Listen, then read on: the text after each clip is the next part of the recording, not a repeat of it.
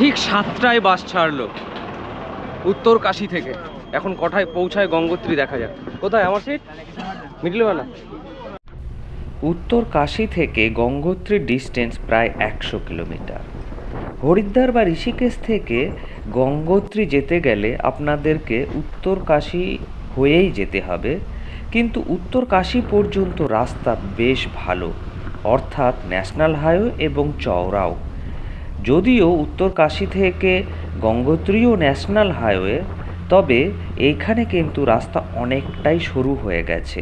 উত্তর কাশীর পর থেকে রাস্তার স্লোপও অনেকটা বেশি, অর্থাৎ গাড়িকে ওপরের দিকে উঠতে হয়।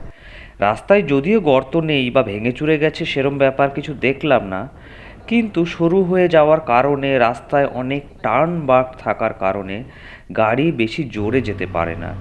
গড় গতিবেগ ধরুন 25 কিলোমিটারের কাছে হবে। তাই এই 100 কিলোমিটার রাস্তা যেতেই আমাদের 4.5 ঘন্টা সময় লেগে গেছিল। নেমে পড়লাম বাস থেকে 11:30টায়। গঙ্গোত্রী এসে থামলো 7টা 5 নাগাদ শুরু করেছিল। তার মানে কত ঘন্টা লাগলো? 4.5 ঘন্টা মতো। 4.5 ঘন্টা মতো সময় লাগলো।